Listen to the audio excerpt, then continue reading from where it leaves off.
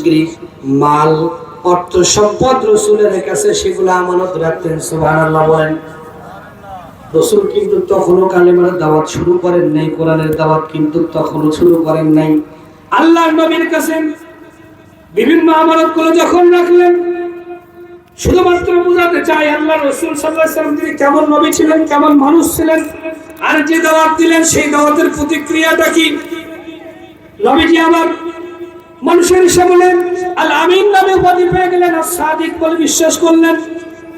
আল্লাহ রাসূল হিজরতের রাতে তিনি যখন হিজরত করে মদিনায় চলে আসবেন, আলী রাদিয়াল্লাহু তাআলা আনহুর কাছে তার কাছে গচ্ছিত আমানতের যে সমস্ত মালামালগুলো আছে সব কিছু আলী হাতে বুঝাইয়া দিলেন। আলীকে বললেন, ও আলী, ও আলী, আমার কাছে কাফের মুশরিকদের এই মক্কার লোকগুলোর বিভিন্ন আমানত আছে, এই আমানতগুলো তোমার কাছে রেখে দিলাম। যখন আমি এখান থেকে চলে যাব, চলে যাওয়ার পরে আমানতগুলো তুমি তাদের হাতে দিয়ে দিও। সুবহানাল্লাহ। কি রাসূল আপনার আমার, আপনি আমি হলে কি করতাম? ওরা আমার যখন বিরোধিতাই করে আমি সবকিছু নিয়ে চলে যাব। কয়েকটা সুটকেস নিয়ে চলে গেছে, কথা বলেন ঠিক কিনা? হাজার হাজার লক্ষ লক্ষ কোটি কোটি টাকা বিদেশে পাচার করেছে, অথচ আপনার আমার রাসূল, চিন্তা করে দেখুন কেমন রাসূল তিনি। দারুন নাদওয়ার বৈঠক থেকে, দারুন নাদওয়া থেকে বৈঠক করে সিদ্ধান্ত এসেছে হিজরতের পূর্বেই, যেদিন রাসূল মদিনায় চলে আসলেন হিজরত করে, রাসূলের ব্যাপারে সিদ্ধান্ত এসেছিল যে রাসূলকে মক্কার অলিতে গলিতে যেখানে পাও সেখানে হত্যা করো। এরপরেও রাসূল এত কিছু জেনে বুঝে আমার রাসূল তাদের রাখা আমানতগুলো আলীর কাছে বুঝিয়ে দিলেন যে আলী, তোমার কাছে আসলে তুমি এই আমানতগুলো ফেরত দিয়ে দিও। সুবহানাল্লাহ। সেই রাসূল যাকে আল আমিন বলা হলো, আর সাদিক বলা হলো, আফসোস সেই রাসূল এই কোরআন নাজিল হওয়ার পূর্বেও সমাজে একটা চুরিও বন্ধ করতে পারে, চুরি বন্ধ করতে পারলেন না, অন্যায় অপরাধ বন্ধ করতে পারলেন না। কবে কখন থেকে বন্ধ হওয়া শুরু হলো? যখন থেকে আল্লাহর কোরআন নাজিল হওয়া শুরু হলো। 13 এবং 10, 23 বছরের ব্যবধানে আল্লাহ রাসূল সাল্লাল্লাহু আলাইহি ওয়াসাল্লাম এমন একটি সমাজ এবং রাষ্ট্র পৃথিবীবাসীর সামনে উপস্থাপন করলেন। এই কোরআন নাজিল হওয়ার প্রাথমিক পর্যায়ে সাহাবীরা যখন নির্যাতিত, নিপীড়িত, নিষ্পেষিত, জুলুমের শিকার, জুলুমের স্টিমরোলার যখন সাহাবীদের উপরে হযরতে খাব্বাব রাদিয়াল্লাহু তাআলা কে যখন জ্বলন্ত অঙ্গারের উপরে শোয়াই দেওয়া হলো, তার শরীর থেকে চর্বিগুলো যখন খসে পড়ছিল, হযরতে বিলাল রাদিয়াল্লাহু তাআলা কে উত্তপ্ত বালুকার উপরে যখন শোয়াই দেওয়া হলো, বুকে যখন পাথর চাপিয়ে দেওয়া হলো, এমন লোমহর্ষক মুহূর্তে আল্লাহ রাসূল খানায় কাবার চত্বরে বসে আসর নয়নে কান্নাকাটি করলেন। সাহাবীরা এসে বললেন, ইয়া রাসূলুল্লাহি, ইয়া হাবিবাল্লাহি, আপনি কি আমাদের জন্য একটু দোয়া করবেন না? আমরা তো নির্যাতনে, নিপীড়নে, নিষ্পেষণে, জুলুমে শেষ হয়ে গেলাম। ইয়া রাসূল, আপনি আমাদের জন্য আল্লাহর কাছে একটু দোয়া করেন। আল্লাহ রাসূল সাল্লাল্লাহু আলাইহি ওয়াসাল্লাম তার জান্নাতি হস্ত মোবারক দ্বারা সাহাবীকে হাত বুলিয়ে বললেন যে দাঁড়াও, ওয়েট এন্ড সি, অপেক্ষা করো। এমন একটা সময়, এমন একটা মাহেন্দ্রক্ষণ অপেক্ষমান, যখন সানা থেকে হাজারা মাউত পর্যন্ত একজন নারী তার ইজ্জত নিয়ে চলবে, একজন ব্যবসায়ী তার অর্থ সম্পদ নিয়ে চলবে। ওই দেশের, ওই জনপদের, ওই মানুষের, প্রত্যেকটি মানুষের অন্তরে এক আল্লাহ ছাড়া আর কোন মানুষের ভয় থাকবে না। সুবহানাল্লাহ বলেন। আল্লাহ রাসূল কি পারেন নাই? সানা থেকে হাজারা মাউত পর্যন্ত মাত্র 23 বছরের ব্যবধানে এমন একটি সমাজ, এমন একটি রাষ্ট্র পৃথিবীবাসীর সামনে উপস্থাপন করলেন। সেই সমাজে চুরি, খুন, হত্যা, গুম, ধর্ষণ, যাবতীয় যত অন্যায় অপরাধ আছে সব অন্যায় অপরাধ বন্ধ হয়ে গেল। সুবহানাল্লাহ। প্রিয় ভাইরা আমার, অপেক্ষা করেন, বেশি সময় না, ইনশাআল্লাহ বাংলার জমিনেও ওয়েট এন্ড সি, অপেক্ষা করেন। সেই দিন বেশি দূরে নয়, মানব রচিত কোনো আইন দিয়া, মানব প্রসূত কোনো চিন্তা দিয়া এই সমাজের চুরি বন্ধ হবে না, খুন বন্ধ হবে না, চাঁদাবাজি আর দখলদারিত্ব বন্ধ হবে না। বন্ধ তো হবে একমাত্র আল্লাহর কোরআন দিয়ে। কথা বলেন ঠিক কিনা? 13 বছর দেখেছেন, আর একটু অপেক্ষা করেন, এই কোরআন দিয়ে দেশ চলবে।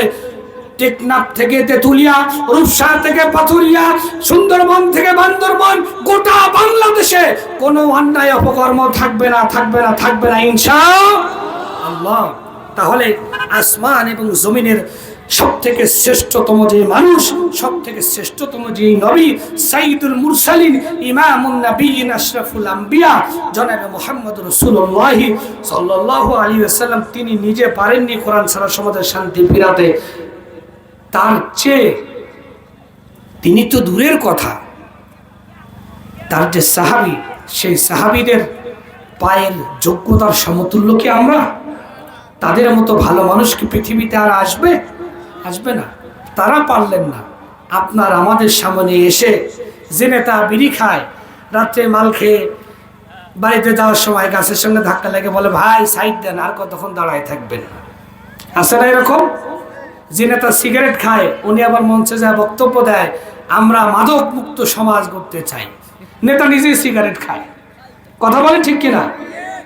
আর ভুল করা যাবে না, আর ভুল করা যাবে না। এই ভুলের খেসারত দিতে পারবেন না ইনশাআল্লাহ। সময় এসেছে, আজকে যেমন আমরা কোরআন বলতে পারছি, এই কোরআন বাস্তবায়ন হলে এই সমাজে অন্যায় অপরাধ থাকবে না।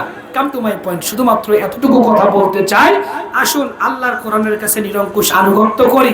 আল্লাহ রাব্বুল আলামিন সূরাতুল আহজাব আয়াত নম্বর 35 নারী এবং পুরুষদের সম্মিলিত 10টি গুণের কথা বলেছেন। এই 10টি গুণ যদি আমরা অর্জন করতে পারি, পর্দার অন্তরালের মা বোনেরা খুব ভালো করে মনোযোগ দিয়ে শুনুন।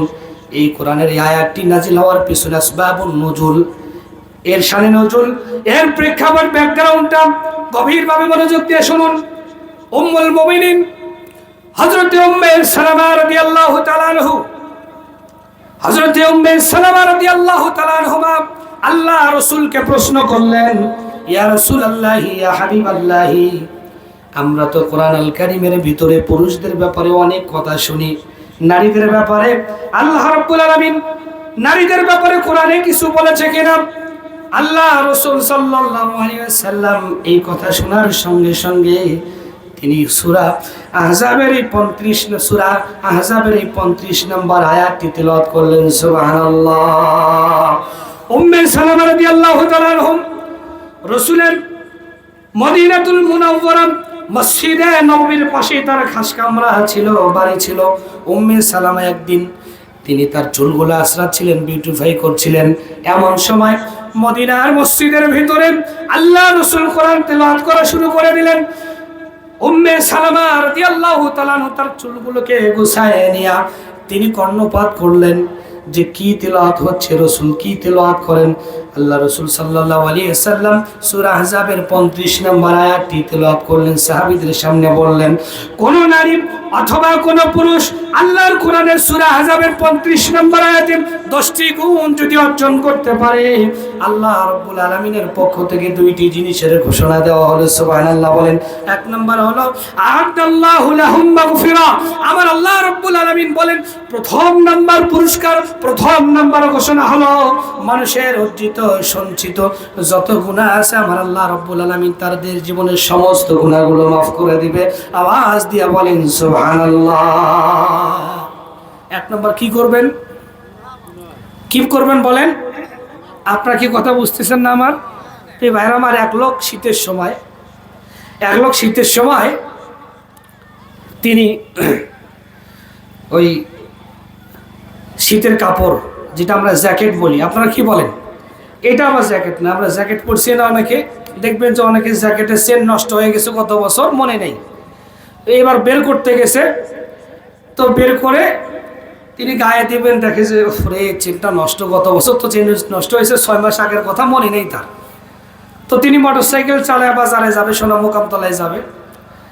তো উনি ওই মোটরসাইকেল চালাতে গেলে তো বাতাস লাগে বুকে, উনি একটু চিন্তা ভাবনা করে এই দিকে আর পরে নেই, ঘুরায় পড়ছে। যেহেতু মোটরসাইকেল চালাবে, পিছনটা সামনের দিকে নিয়ে আসছে। এটা একটা গল্প, দলিল চাই না আবার।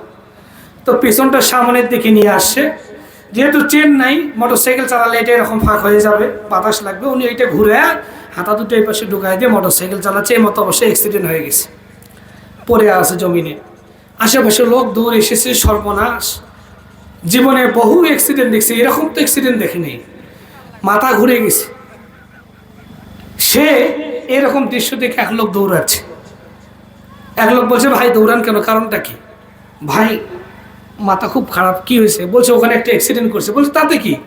বলছে না যা দেখো, জীবনে বহু অ্যাক্সিডেন্ট দেখছি, এরকম দেখিনি, মাথা একবারে ঘুরে গেছে। আসলে কি ওই লোকের মাথা ঘুরছে? মূলত কি ঘুরেছে? জ্যাকেটটা ঘুরে পড়ছে, আসলে মাথা ঘুরে নেই। তো আমি কি যা বলতেছি তাতে কি আপনাদের মাথা ঘুরতেছে? ঠিক আছে তো? কথা খুব ভালো করে বুঝেন, খুব সহজভাবে বুঝেন, ওয়াজ বুঝতে হবে। এক নম্বর, নারী এবং পুরুষ। মা বোনেরা খুব গভীরভাবে শুনুন, নারী এবং পুরুষ 10টি গুণ অর্জন করতে পারলে, কয়টি গুণ? 10টি গুণ যদি অর্জন করতে পারে, আল্লাহর পক্ষ থেকে ঘোষণা 2টি। কয়টি? এক নম্বর, আ'আদাল্লাহু লাহুম মাগফিরাহ। আমার আল্লাহ বলেন তোমাদের জীবনের যত গুনাহ আছে আমি আল্লাহ সব গুনাহ মাফ করে দেব। সুবহানাল্লাহ। প্রধান বক্তা আসলে বলেন, আমার সময় বলার দরকার নেই। সুবহানাল্লাহ বলবেন না? কয়টা গুণ অর্জন করলে? 10টা গুণ অর্জন করলে। এক নম্বর কি? আ'আদাল্লাহু লাহুম মাগফিরাহ। আমার আল্লাহ বলেন তোমাদের জীবনে যত গুনাহ আছে আমি সব গুনাহ মাফ করে দেব। 2 নম্বর, ও আজরান, আমি আজারা দিব, প্রতিদান দিব। কি প্রতিদান? ও আজরান আজিমা, সবচাইতে বড় প্রতিদান। সবচাইতে বড় প্রতিদান মনে হয় একটা মোবাইল ফোন, নাকি? কি? আজিমা, আমার আল্লাহর বড় প্রতিদান হলো আমার আল্লাহর জান্নাত ছাড়া আর কিছু হতে পারে না। আপনারা আমাকে যতই ভালোবাসেন, এখানে যদি একটু জোরে কথা বলি বা কষ্ট দেই, আপনারা আমাকে বলতে পারেন, আমি যদি সরি বলি বলবেন যে ঠিক আছে। যাওয়ার সময় কি আমাকে 5টা টাকা হাদিয়া দিবেন? বলেন দিবেন? দিবেন না। যে আপনি বড় কথা বলছেন, মাফ করে দিলাম, তাই বেশি, আবার প্রতিদান হাদিয়া। এবার আমার আল্লাহ তিনি রহমান, তিনি রাহিম। তিনি শুধু মানুষের গুনাহ মাফ করেন না, গুনাহগুলোকে সওয়াবেও পরিণত করে দেন এবং প্রতিদান হিসেবে জান্নাতের ঘোষণাও দিয়ে দেন। সুবহানাল্লাহ। ইল্লা মান তাবা ওয়া আমানা ওয়া আমিলা সালিহা, কোন ব্যক্তি যদি তওবা করে আমার আল্লাহর পথে ফিরে আসে, ওয়া আমিলা সালিহা, এবং নেক আমল করে, আমার আল্লাহ বলেন ফাউলাইকা ইউবাদদিলুল্লাহ, আমি পরিবর্তন করে দেব সাইয়্যাতিহিম হাসানাত, তোমাদের জীবনের যত গুনাহ আছে আমি আল্লাহ সব গুনাহগুলোকে সওয়াবে পরিণত করে দেব। সুবহানাল্লাহ। আমার আল্লাহ শুধু মাফ করেন না, আমার আল্লাহ শুধু ক্ষমা করেন না, আপনার ভুলগুলোকে আল্লাহ সওয়াবে পরিণত করে দেয়।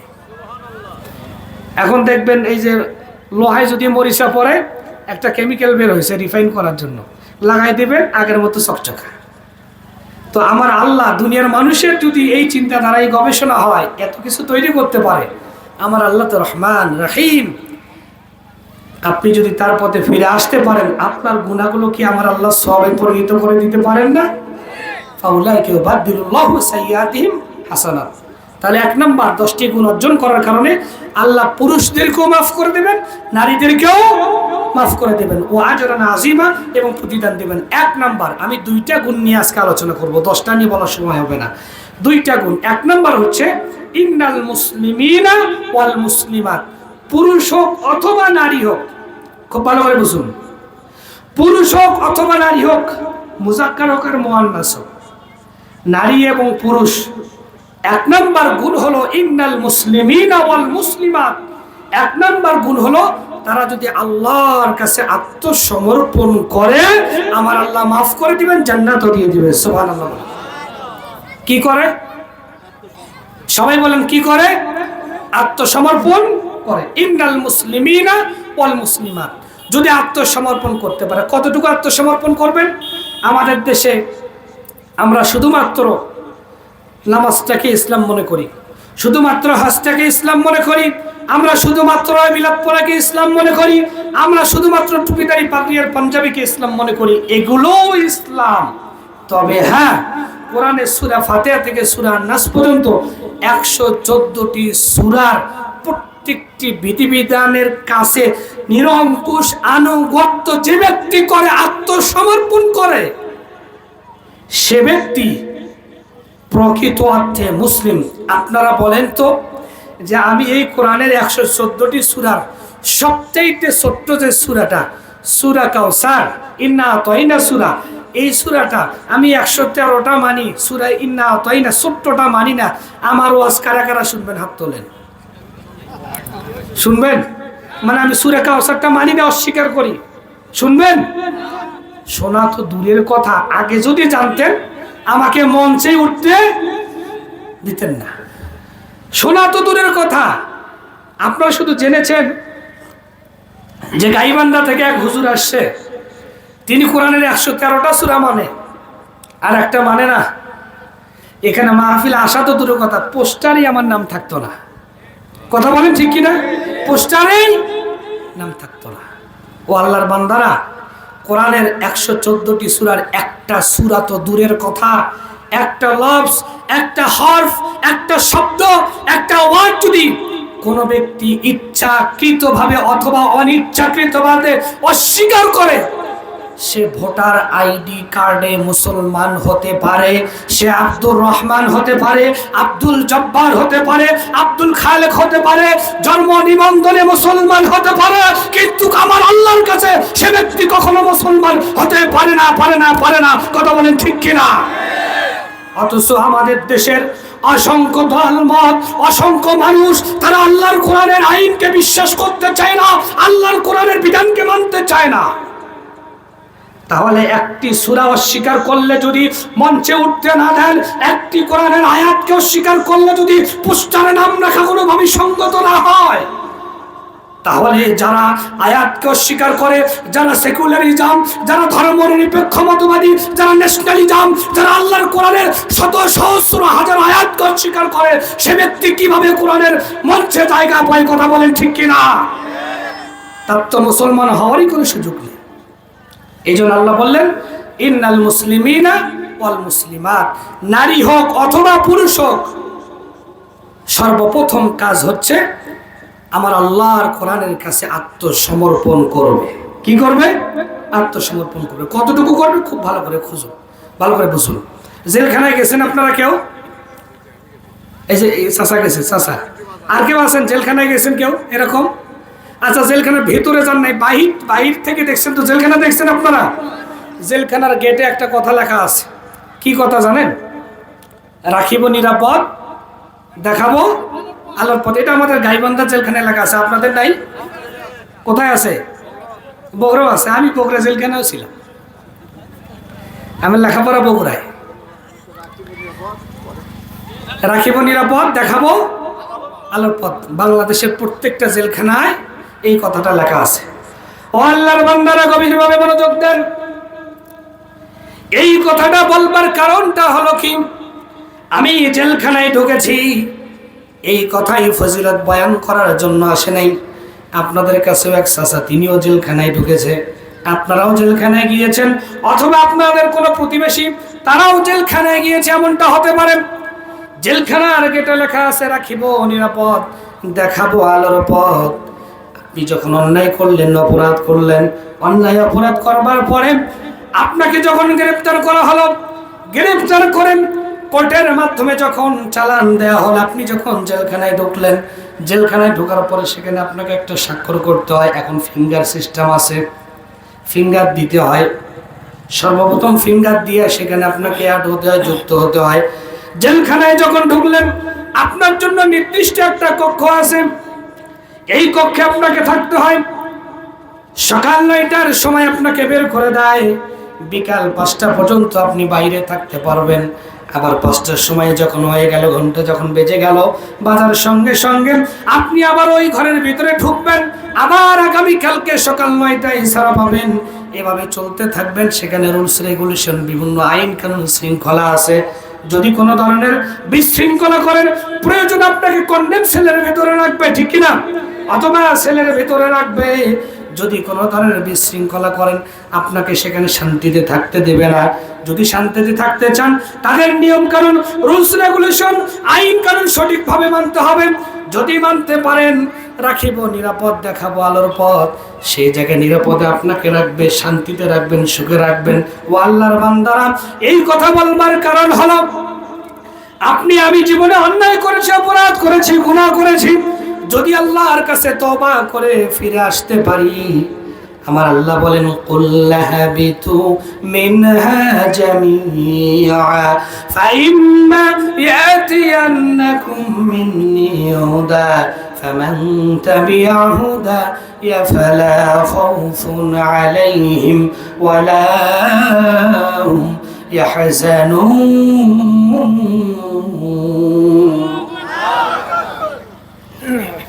আমার আল্লাহ বলেন আমার পক্ষ থেকে তোমাদের কাছে যে হিদায়াত গেল, কুল্লা হাবিতু মিনহা জামিআ, এখান থেকে নেমে যাওয়া আদম আলাইহিস সালাম না হওয়ার ঘটনা, শয়তানের কথা, এগুলো ওইদিকে যাচ্ছি না। ফাইম্মা ইয়াতিয়ান্নাকুম মিন্নি হুদা, আমার পক্ষ থেকে তোমাদের কাছে একটি হুদায়াত, একটি দিক নির্দেশনা, একটি কনস্টিটিউশন, সংবিধান, একটা হিদায়াত যাবে, হুদা যাবে। ফামান তাবিআ, যদি ইত্তেবা করতে পারো, অনুসরণ করতে পারো, আইন যদি মানতে পারো, ফালা খাউফুন, তোমাদের কোনো ভয় থাকবে না দুনিয়ার জীবনে। সুবহানাল্লাহ। ওয়ালা হুম ইয়াহজানুন, চিন্তার কোনো কারণ নাই।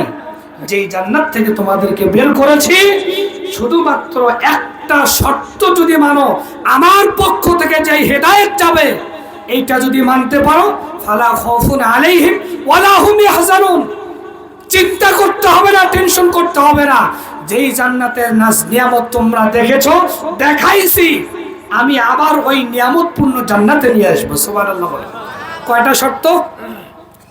একটা শর্ত, একটা মাত্র শর্ত।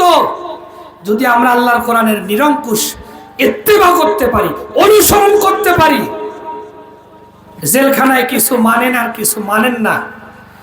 আমি জেলখানা থাকা অবস্থায় একবার এক চোর মারামারি করছিল। আমি দেখছি ভাই পিটন, এমনই পিটন, ওই পিটন দেখে আমি দোয়া ইউনুস পড়ছি, লা ইলাহা ইল্লা আনতা সুবহানাকা ইন্নী কুনতু মিনাজ জালিমিন। এখন তো আমাদের দেশের বহু নেতা নেত্রীরা মানে দোয়া ইউনুস আর পড়তে রাজি না, কারণ সরকারও তো ইউনুস।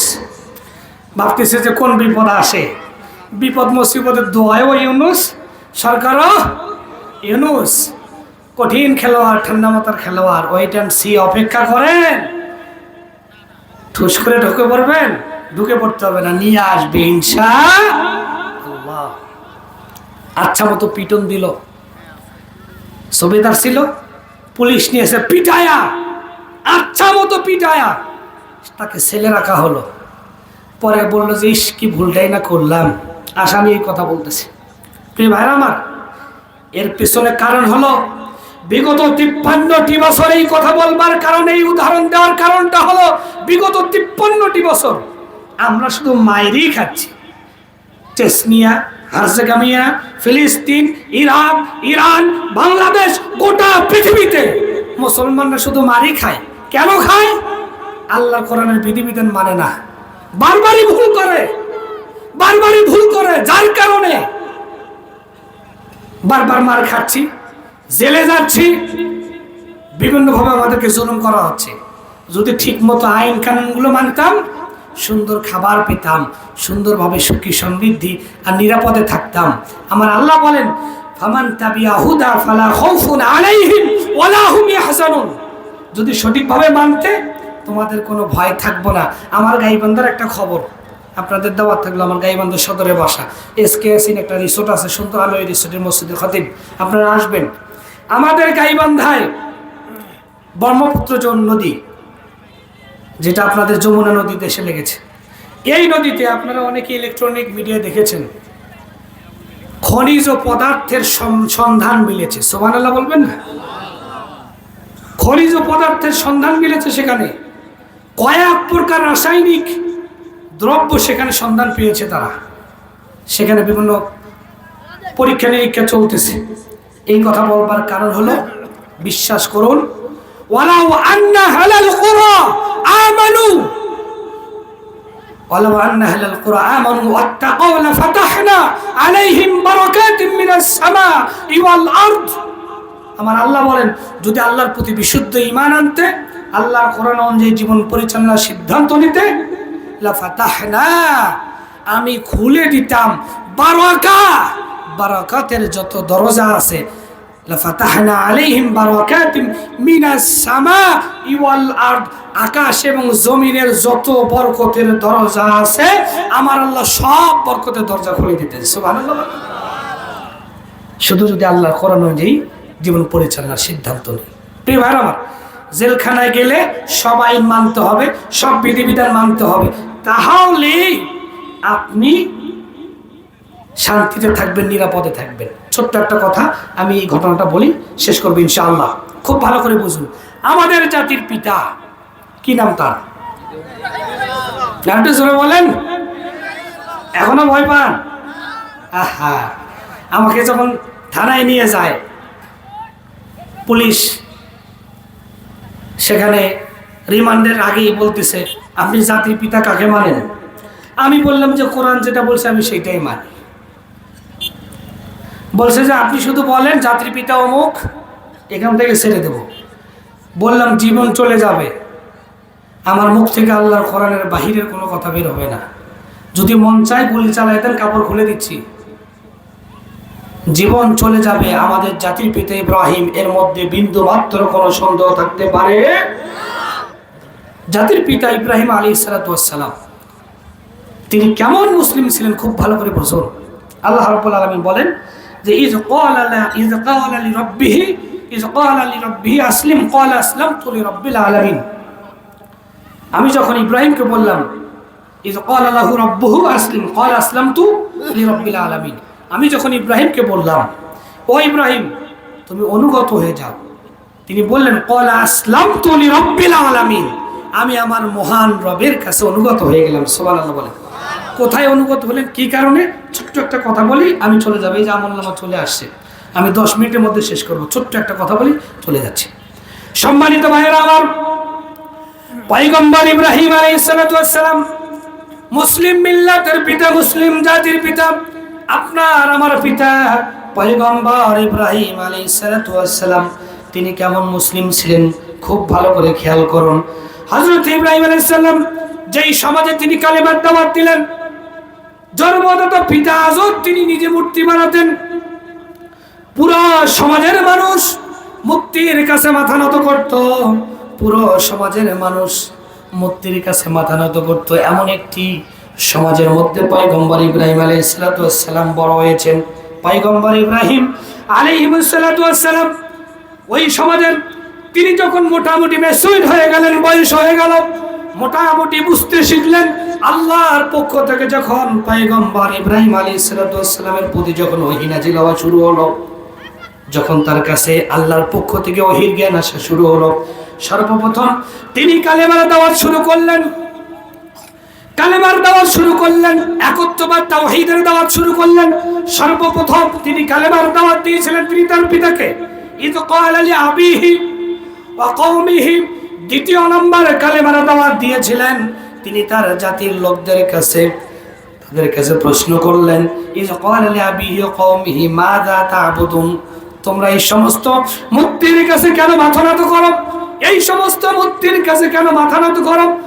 সম্মানিত ভাইয়েরা আমার, গভীরভাবে মনোযোগ দেন। পয়গম্বর ইব্রাহিম আলাইহিস সালাম তিনি যখন সমাজের মানুষগুলোর সামনেই কালেমার দাওয়াত দেওয়া শুরু করলেন, মূর্তি পূজার বিরুদ্ধে যখন একটু স্লোগান শুরু করে দিলেন, ওই সমাজের মানুষগুলো বুঝতে পারলেন আমাদের বাপদাদা পূর্বপুরুষগণ তারা এই মূর্তির কাছে মাথা নত করেছে, এই রসম রেওয়াজ মেনে চলেছে। আজকে ইব্রাহিম তিনি কেন নতুন কথা বলে? ইব্রাহিম আলাইহিস সালাম তিনি যখন এই কথা বলা শুরু করলেন, সমাজের সব মানুষ জেনে গেলেন এই সমাজে আজরের ছেলে ইব্রাহিম তিনি মূর্তি পূজার বিরুদ্ধে বলেন। ইব্রাহিম আলাইহিস সালাম ওই সময় তাফসীর ইবনে কাসির সহ অসংখ্য তাফসীরের ভিতরে এই কথাটি এসেছে। সূরা সাফফাতের তাফসীর পড়ে দেখবেন, অথবা সূরা মারিয়ামের তাফসীর পড়ে দেখবেন। পয়গম্বর ইব্রাহিম আলাইহিস সালাম তিনি যখন কালেমার দাওয়াত দিলেন, শিরকের বিরুদ্ধে দাওয়াত দিলেন, মূর্তি পূজার বিরুদ্ধে দাওয়াত দিলেন, সর্বপ্রথম তিনি তার বাবা পয়গম্বর ইব্রাহিমকে বোঝানোর চেষ্টা করলেন, ও ইব্রাহিম তুমি যে দাওয়াত দিচ্ছ এই দাওয়াতটা তুমি এখান থেকে বন্ধ করো, নতুবা আমি তোমাকে দেশতারা করব, অথবা তোমাকে পাথরের আঘাত দিয়ে পৃথিবী থেকে ধ্বংস করে দেব। জন্মদাতা পিতা পয়গম্বর ইব্রাহিমকে এই কথা বললেন। ইব্রাহিম আলাইহিস সালাম তিনি তার বাবাকে বোঝানোর চেষ্টা করলেন। সর্বশেষে এসে বাবা যখন এই কথা বললেন, বলার সঙ্গে সঙ্গে বললেন যে বাবা, আমি অন্তত পক্ষে আল্লাহর কাছে আপনার জন্য দোয়া করছি, এছাড়া আমার আর কিছু করার নাই। ওই সময়ের প্রেক্ষাপটে জাতীয় একটা মেলা হতো, ওই মেলাতে বিভিন্ন মূর্তিগুলো ক্রয় করে কিনে এনে তারা মূর্তির কাছে মাথা নত করত, পূজা করত, মাথা নোয়াতো। এমন একটি মেলার ব্যাপারে পয়গম্বর ইব্রাহিমকে প্রস্তাব দেওয়া হলো, ও ইব্রাহিম চলো আমরা মেলায় যাই। এবার ইব্রাহিম আলাইহিস সালাম বলেন, ফাকালা ইন্নী সাকিম, আমি অসুস্থ। সমাজের মানুষগুলো বুঝতে পারলেন ইব্রাহিম এখান থেকে যাবে না। সমাজের সকল মানুষগুলো পয়গম্বর ইব্রাহিম আলাইহিস সালামকে রেখে যখন মেলায় চলে গেল, ইব্রাহিম আলাইহিস সালাম এই সুযোগে সমাজের সব মানুষগুলো চলে গেলেন। এরপর তিনি মন্দিরে ঢুকে পড়লেন। মন্দিরে ঢুকে ছোটখাটো যত মূর্তি ছিল সবগুলোকে ভেঙে চুরমার করে দিলেন। ফাকালা আলা তাআকুলুন, খাও কেন খাও না? বড় যেটা ওইটাকে রাখছেন, ওইটার উপরে কুড়ালটাকে রেখে দিছেন। ভালো করে বুঝুন, ইব্রাহিম আলাইহিস সালাম তিনি কিন্তু মূর্তি ভাঙ্গা উদ্দেশ্য ছিল না। এই মূর্তিগুলো মানুষের যে কোনো কাজে আসতে পারে না, এই মূর্তি মানুষের কোনো কল্যাণে যে আসতে পারে না, এই মূর্তির নিজস্ব যে কোনো ক্ষমতা নাই। এই অসরতা, এই ব্যর্থতা প্রমাণ করার জন্য ইব্রাহিম আলাইহিস সালাম মূর্তি ভেঙেছিলেন। মূর্তি ভাঙ্গা কিন্তু উদ্দেশ্য ছিল না, উদ্দেশ্য ছিল এগুলোর ব্যর্থতা প্রমাণের জন্য। আজও তো আমাদের সমাজে এমন অনেক মুসলমান আছে, খুব খেয়াল করুন। ইব্রাহিম আলাইহিস সালাম একদিকে মূর্তির বিরুদ্ধে কথা বলে, মূর্তি পূজার বিরুদ্ধে কথা বলে, আর একদিকে মূর্তি ভেঙে ফেললেন। ওই মানুষগুলো যখন চলে আসলেন, আসার সঙ্গে সঙ্গে দেখলেন যে সবগুলো ভেঙে ফেলছে। ওরা বলা শুরু করে দিল, ভগবান রাম রাম রামে কি অবস্থা আমাদের, খোদা এই দেবতার অবস্থা কেমনে কি হলো, খোদার এই অবস্থা কেমনে কি হলো। পয়গম্বর ইব্রাহিম আলাইহিস সালাম ওই সমাজের মানুষগুলো সবগুলো একত্রিত হয়ে মন্দিরের সামনে সবার কাছে পরামর্শ করলো, এই কাজ কে করেছে। তারা চিন্তা ভাবনা ছাড়া বলল, এই কাজ ইব্রাহিম ছাড়া আর কেউ করতে পারে না। ওরা বুঝলো যে এই কাজ ইব্রাহিম ছাড়া আর কেউ করতে পারে, কারণ সেই তো মূর্তি পূজার বিরুদ্ধে বলে। ওরা নিজেরাই মূর্তি ভেঙে আলেমদের নামে মামলা দেয়, কথা বলেন ঠিক কিনা? ওরা মূর্তি ভাঙে আমাদেরকে জেলখানায় ঢুকায়। আমার আল্লাহ বলে অপেক্ষা কর, অপেক্ষা কর, মাত্র 2 ঘন্টার ব্যবধানে বাংলাদেশে সকল মূর্তি ভেঙে চুরমার করে দিয়েছে দেশের তৌহিদি জনতা, কথা বলেন ঠিক কিনা? মাত্র 2 ঘন্টার ব্যবধানে যত মূর্তি, যত ভাস্কর্য এদেশের তৌহিদি মুসলমান সব ভেঙে চুরমার করে দিয়েছে। সুবহানাল্লাহ বলবেন না? ওরা বুঝতে পারলেন যে এই কাজটা ইব্রাহিম সাল্লাল্লাহু আর কেউ করতে পারে না, কে সেই তো মূর্তি পূজার বিরুদ্ধে কথা বলে। হযরত ইব্রাহিম আলাইহিস সালাম তাকে বলা হলো যে ইব্রাহিম এই কাজ কি তুমি করছো? তিনি কোনো জবাব দিলেন না। যখন চুপচাপ নিথর নিস্তব্ধ, তিনি বললেন যে ওয়ালা তা'বুদুনা মা তানহিতুন। প্রশ্নের উত্তর না দিয়ে তিনি যুক্তি পেশ করলেন, ওয়ালা তা'বুদুনা মা তানহিতুন, তোমরা কি তাদের ইবাদত করছো? মাথা নত করো যা তোমরা নিজেরাই তৈরি করেছো। আল্লাহু খালাকাকুম ওয়া মা তা'মালুন। অথচ তোমরা তো মাথা নত করবে, গোলামি করবে একমাত্র কার কাছে? আল্লাহর কাছে। কোনো দোষ ছিল? হযরত ইব্রাহিম আলাইহিস সালাম একত্ববাদ, তাওহীদের দাওয়াত দিচ্ছিলেন। সেই তাওহীদের দাওয়াত প্রমাণ করার জন্য তিনি এই কথা বলেন, মূর্তি ভাঙার জন্য কিন্তু না, মূর্তি ভাঙা যাবে না, এটা ইসলাম সাপোর্ট করে না, এটা ইসলাম সাপোর্ট করে না। এই যে বিগত সময়ে 5ই আগস্টের পরে আমরা বিভিন্নভাবে মন্দির পাহারা দিয়েছি, আমাদেরকে অনেকে সমালোচনা করেছেন যে হুজুর মন্দির পাহারা দেন না। মন্দির পাহারা দেইনি, আমরা ষড়যন্ত্র পাহারা দিয়েছি, কথা বলেন ঠিক কিনা? আমরা মন্দির পাহারা দেই নাই, আমরা ষড়যন্ত্র পাহারা দিয়েছি। হযরত ইব্রাহিম আলাইহিস সালাম তার এই কথা শুনেই বুঝতে পারলেন যে এই কাজ ইব্রাহিম ছাড়া আর কেউ করে নাই। সাথে সাথেই তিনি বলেন যে ক্বালু ইবনু লাহু বুনিয়ানান ফাআলকুহু ফিল জাহিম, একে ধরো, গ্রেফতার করো, ভারতের ইশারায় হত্যা করো। এদেশের অসংখ্য আলেমকে শুধুমাত্র ভারতের ইশারায় ফাঁসির মঞ্চে ঝুলিয়েছে, কথা বলেন ঠিক কিনা? আল্লামা দেলাওয়ার হোসেন সাইদি রহমাতুল্লাহ আলাইহি সর্বশেষ পরিকল্পনা, সর্বশেষ সিদ্ধান্ত ছিল আল্লামা দেলাওয়ার হোসেন সাইদি রহমাতুল্লাহ আলাইহিকে তারা বিষ প্রয়োগের মাধ্যমে ইনজেকশন দিয়ে আল্লামা দেলাওয়ার হোসেন সাইদি রহমাতুল্লাহ আলাইহিকে তারা হত্যা করেছে, কথা বলেন ঠিক কিনা? আজকে সেই ডাক্তার কোথায় আমরা জানতে চাই। আল্লাহি আল্লামা দেলাওয়ার হোসেন সাইদিকে বিষ প্রয়োগ করে যে ডাক্তার হত্যা করেছে তার বিচার যদি বাংলার জমিনে না হয়, এদেশের কোন নাস্তিক রামবাম বাংলার জমিনে টিকতে পারবে না, পারবে না, পারবে না, কথা বলেন ঠিক কিনা? কি ভাই আমার অলুবনুনাহু বুনিয়ানান ফালকু ফিল জাহিম, ধরো গ্রেফতার করো, অগ্নিকুণ্ডে নিক্ষেপ করো। আমার আল্লাহ বললেন যে আগুন তো আমার কথা শোনে, আগুন তো আমি তৈরি করেছি। পয়গম্বর ইব্রাহিমকে যখন সেখানে নিক্ষেপ করা হলো, আমার আল্লাহ বললেন, হে ইব্রাহিম টেনশন করো না, চিন্তা করো না, আগুন সালাম, তুমি আমার ইব্রাহিমের জন্য শান্তিদায়ক হয়ে যাও। সুবহানাল্লাহ। তাফসীর ইবনে কাসির খুলে দেখবেন, খুব চমৎকার কথা। আল্লাহ যখন আগুনকে আদেশ করলেন যে আগুন তুমি আমার ইব্রাহিমের জন্য শান্তি হয়ে যাও, সালাম, গোটা দুনিয়াতে আল্লাহর এই আদেশ শুনে তাৎক্ষণিকভাবে গোটা দুনিয়ার আগুন সেদিন জ্বালানি শক্তি হারিয়ে ফেলেছিল। সুবহানাল্লাহ। কার আদেশ? আমার আল্লাহ আদেশ। ইব্রাহিম আলাইহিস সালাম তিনি ওই সমাজ থেকে চলে আসলেন। অকালা যাহিবুন ইলা রাব্বি সাইহাদিন, তিনি বললেন যে আমি চললাম, আমার আল্লাহ আমাকে হেদায়েত দিবেন, আমাকে পথ দেখাবেন। সুবহানাল্লাহ। তিনি দোয়া করলেন যে আল্লাহ রাব্বি হাবলি মিনাস সালিহিন, আমাকে একটা নেককার সন্তান দাও। ফাবাশশারনাহু বিগুলামিন হালিম, আমার আল্লাহ বলেন আমি তোমাকে সুসংবাদ দিলাম একটি ধৈর্যশীল সন্তানের। হযরত ইব্রাহিম আলাইহিস সালাম বৃদ্ধ বয়সে সন্তান পেয়ে গেলেন। এখন সন্তান পাওয়ার জন্য আমরা চাইবো কার কাছে? নাকি মাওয়াস্তানা যাবেন? না, সেখানে কি আপনি জিয়ারত করতে পারেন, কিন্তু তার কাছে কোনো কিছু চাওয়া যাবে না, চাইতে হবে একমাত্র কার কাছে? আল্লাহর কাছে। ইসমাইল আলাইহিস সালাম বড় হয়ে গেলেন, একটু মেসিড হলেন, চলাফেরার মতো বোঝার মতো বয়স হয়ে গেল। হযরত ইব্রাহিম আলাইহিস সালাম স্বপ্ন দেখলেন যে প্রিয় সন্তানকে কুরবানির ব্যাপারে আমার আল্লাহ আদেশ করেছে। সুবহানাল্লাহ।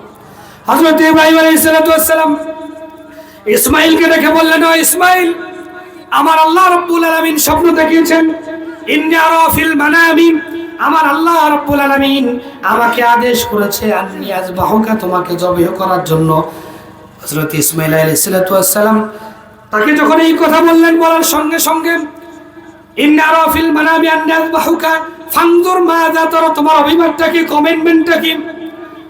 ইসমাইল আলাইহিস সালাম বললেন, সাতাজিদুনি ইনশাআল্লাহ মিনাস সাবিরিন, অবশ্যই আপনি আমাকে এই আদেশের ব্যাপারে ধৈর্যশীল হিসাবে পাবেন, আমি কোনো আপত্তি করব না। সুবহানাল্লাহ বলেন।